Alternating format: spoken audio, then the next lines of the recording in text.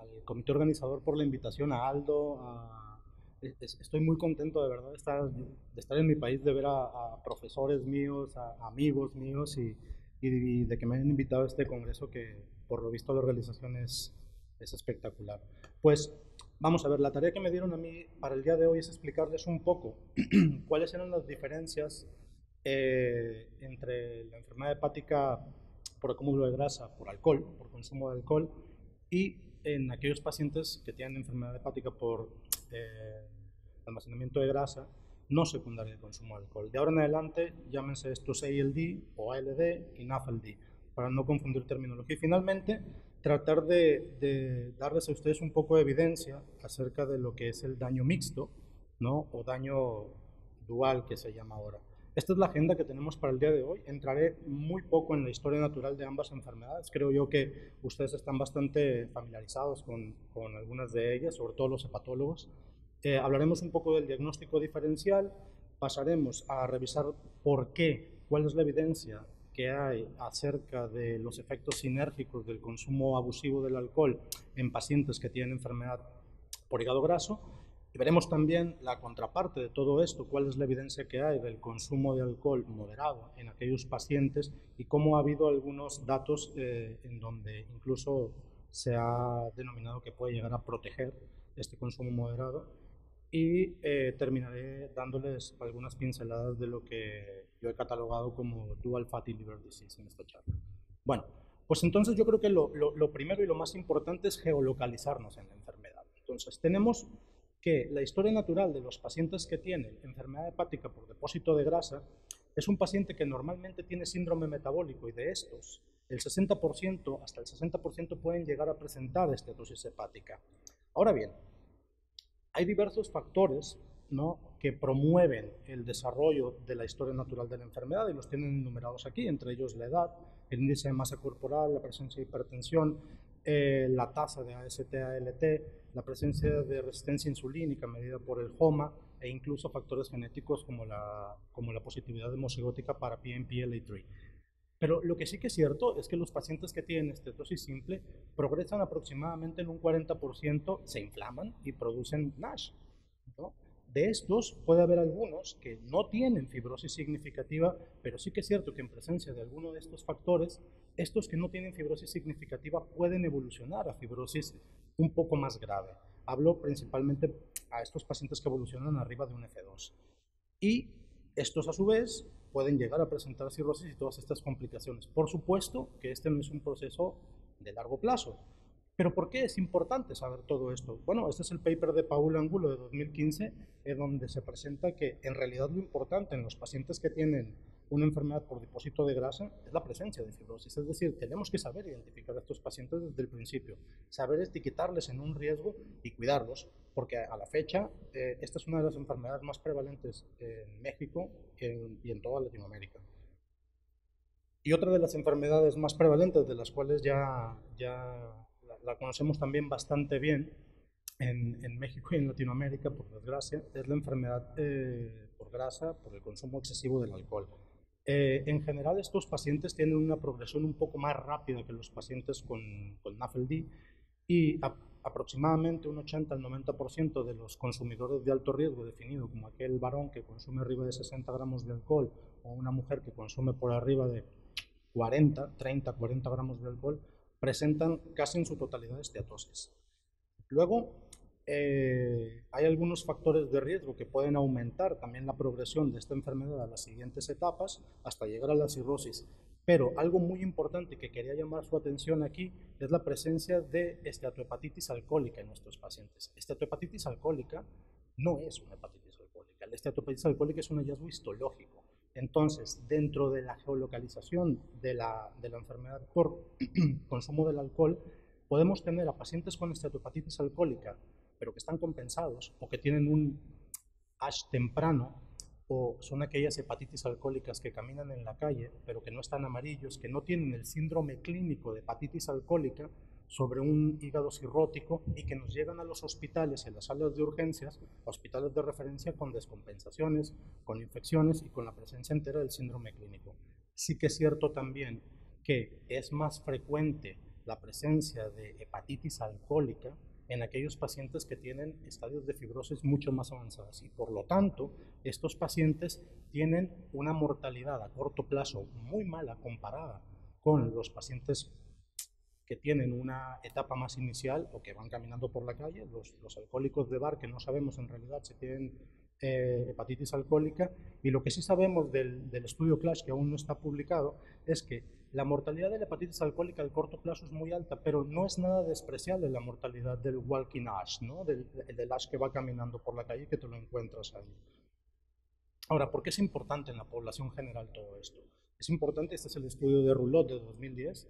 ¿Por qué? Porque en población general se encuentra aprox, dependiendo de en dónde lo midas, un 5 a un 7,5% de fibrosis, pero es que las causas de fibrosis entre estos de población general, el 90% aproximadamente es por hígado graso, el 60% de estas es por NAFLD y hasta un 30% es por alcohol. Pero cuando juntamos a todos estos en un pool, una tercera parte de ellos tienen ambas. Y esto es algo que tenemos que tener en mente cuando evaluemos a estos enfermos. Hay que preguntar por el consumo de alcohol a los enfermos. Ahora bien, el diagnóstico diferencial. Bueno, hay diferentes factores de riesgo, ya lo repasamos cada uno de ellos en la geolocalización de la enfermedad. Clínicamente sí que es cierto que ambas enfermedades pueden llegar a tener muy pocos síntomas. Los pacientes que tienen NASH son pacientes que tienen un riesgo cardiovascular más elevado.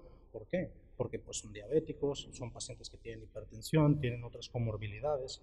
El alcohólico normalmente es un enfermo, ahora podríamos decir desnutrido, pero cada vez vemos más alcohólicos que tienen sobrepeso. Y en realidad el paciente que tiene ASH, que no ha tenido ninguna descompensación, es prácticamente sintomático. De manera analítica, el doctor Gallegos ya nos dio una revisión bastante extensiva de todo esto. Las diferencias principalmente radican en cómo se presenta la tasa de transaminasas entre unos y los otros, siendo más elevada la ALT en pacientes con NASH que no en pacientes con alcohol, en donde la AST es la predominante. Son pacientes que, como explicaba, tienen diferentes comorbilidades. Histológicamente son prácticamente, en etapas muy iniciales, son indistinguibles. Y es que reto a cualquiera que pueda decir que tiene esta biopsia hepática, ¿no? Porque en realidad no, son pacientes que tienen tanto el infiltrado con grasa, pueden tener fibrosis pericelular, pueden tener también, dependiendo de dónde encuentres el estadio de la enfermedad en fibrosis, puentes o no puentes, tienen inflamación aguda y son un reto verdaderamente para el patólogo al momento de tratar de identificarlos o de definirlos como en NAFLD o en ALD. Pero bueno, vamos a entrar un poco al tema de qué evidencia tenemos o qué evidencia les quiero compartir en cuanto a los efectos sinérgicos del consumo excesivo del alcohol en pacientes que tienen NAFLD. Entonces, esto lo quiero evaluar de tres maneras. Quiero darles evidencia que hay de pacientes o de enfermos que se incluyeron en estudios que tenían consumo de riesgo de alcohol, que tienen alguna comorbilidad, pero todos ellos eran obesos. Entonces voy a evaluar tres rubros. Primero, la presencia de elevación de transaminasas. Segundo, la presencia de esteatosis por métodos de imagen. Y finalmente, la presencia de gravedad histológica y la presencia de cetohepatitis. Entonces, para hacer esto, este es el estudio de Rancho Bernardo, hecho por Rohit Lumpa. Es un estudio transversal que incluyó casi 2.500 pacientes en una corte en donde definieron como elevación de transaminasas arriba de 30 en hombres y arriba de 19 en mujeres. Ellos definieron que el consumo excesivo de alcohol era igual o superior a 3 bebidas estándar al día, estas bebidas estándar con un contenido de 10 gramos, y pueden ustedes ver que entre el índice de masa corporal de los pacientes aumentaba, también es cierto que la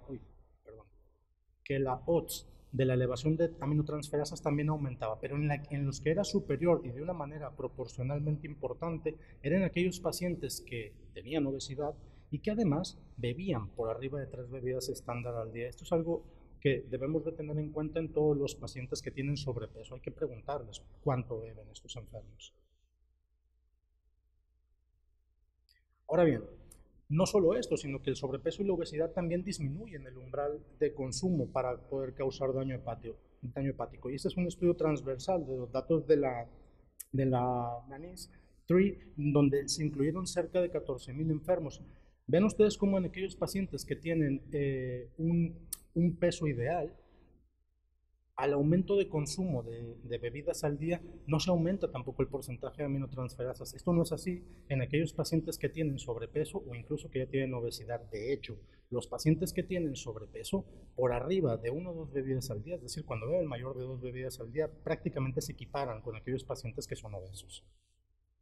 Ahora bien, ¿esto existe? Sí, esto existe. Ahora pasaremos a ver si de verdad hay datos en cuanto a presencia de esteatosis. Pues este es el estudio, uno de los estudios más grandes que encontré, es la corte Dionisios de Italia, en donde ellos dividieron la corte en un grupo control, eran aquellos enfermos que no eran obesos, que no tenían consumiciones de riesgo, pacientes que catalogaron ellos como bebedores de riesgo, heavy drinkers, que no eran obesos, pacientes obesos que no eran heavy drinkers y aquellos pacientes que tenían consumo de riesgo y que además eran obesos. Pues estos son los resultados. Ven ustedes cómo el paciente que bebe, pero que no es obeso, sí que es cierto que tiene un 2.8 veces más aumento de grasa en el hígado por una ecografía que aquellos pacientes que no tienen esta condición o el grupo control de este estudio. Esto va siendo progresivo cuando tú volteas a mirar a los pacientes obesos que no son heavy drinkers, pero lo que sí que es cierto es la proporción de casi 6 veces comparados con el control de los obesos que además tienen consumiciones de riesgo, que prácticamente son 2 veces los pacientes que solo tienen consumiciones de alto riesgo. Es decir, el consumo de riesgo y la obesidad sí que es cierto que tienen sinergia y potencian también esto. Ahora, ¿qué hay de datos histológicos? Bueno, pues este es uno de los estudios longitudinales, uno de los pocos que hay, que encontré que pone muy de manifiesto esto. Esos son 75 pacientes con NAFLD biopsiados y que siguieron tanto con entrevistas de consumo de alcohol y que se rebiopsiaron a través del tiempo. Pueden ustedes ver que la mitad de los pacientes ya tenían NASH al momento de entrar al estudio y que esto progresó a lo largo del tiempo. Algunos pacientes se volvieron bebedores de alto riesgo en este estudio y justamente esto, la presencia del bebedor desmesurado, el binge drinking, que está muy de moda ahora, parece que estuvo asociado a la progresión de la fibrosis de estos enfermos. Al final también hubo pacientes que progresaron, aumentó el porcentaje de cirróticos e incluso hubo pacientes que se llegaron a descompensar. Otros predictores también de fibrosis que se encontraron en este estudio danés fueron la edad y también la resistencia insulínica. Este es el estudio clásico de Sylvie Bo de Francia, en donde propone la obesidad como un factor de riesgo para la cirrosis e incluso para la presencia de esteatohepatitis en alcohólicos. Es un estudio que incluyó 1.600 pacientes que consumían con alto riesgo el alcohol y que tenían elevación de transaminasas. Se excluyeron todos aquellos pacientes que tenían una descompensación sintomática dentro del análisis de sensibilidad y se ajustó todo el análisis por diferentes variables. Como pueden ver aquí, la presencia de obesidad por más de 10 años en estos pacientes fue el factor que salió positivo y asociado para esto en los 3 grupos, en los pacientes con esteatosis, en los pacientes con cirrosis y en la presencia de esteatohepatitis. Pero tratando de explicar todo esto, en 2010 también el grupo de Gabriel Perlemuter y Sylvie Bo hicieron un estudio para explicar por qué el tejido adiposo podía dar también lesiones hepáticas, y es que el tejido adiposo no es inerte, y entonces ven ustedes cómo biopsiaron a los pacientes que tenían sobrepeso y que tenían además consumo de alto riesgo, y es que la grasa produce citoquinas. La grasa tiene un aumento en la producción de TNF-alfa y beta-actina y además de interleuquina 6. Con esto cierro este tema y me voy a pasar un poco a hablar del consumo moderado del alcohol, porque hay evidencia ahora, ¿no?, de que bueno, la dieta mediterránea y la copa diaria por la tarde puede llegar a tener un efecto bueno, digamos, para esto. Pero esto hay que tener mucho cuidado cuando vayamos a recomendar un consumo moderado a nuestros enfermos. Les voy a presentar la evidencia en los mismos 3 rubros. Vuelvo otra vez a los datos del NANES3. Estos son cerca de 8.600 pacientes en donde se compararon pacientes que no eran bebedores, los lifetime non-drinkers, con pacientes que tenían un consumo moderado de alcohol y se dividieron en 3 grupos. En aquellos que preferían vino, en aquellos que preferían el consumo de cerveza, aquellos que preferían el consumo de licores y aquellos que no tenían ninguna preferencia. Bueno, en este estudio Wisdom lo que encontró es que efectivamente los pacientes que tenían una preferencia por el consumo del vino, sí que es cierto que desarrollaron dos de los outcomes que evaluaron, es decir, menor elevación de enzimas hepáticas y menor presencia de esteatosis dentro del ultrasonido. Esto no fue así para los otros grupos que se compararon. Ahora, estos son los datos del consumo moderado de alcohol y la presencia de lesiones histológicas en estos pacientes. Nuevamente, esto es un estudio de Winston Dunn, en donde son datos del network de NASH que tienen en los Estados Unidos, del CRN.